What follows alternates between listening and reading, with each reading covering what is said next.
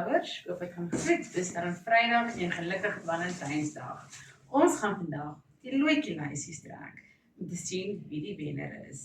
Kom ons hou duim vas.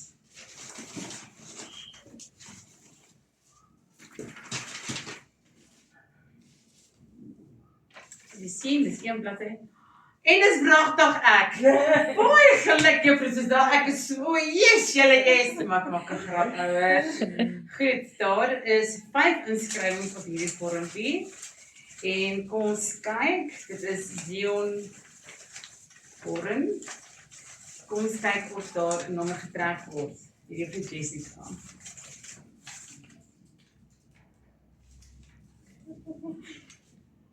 Nommer 1. Nakita Smit, baie geluk.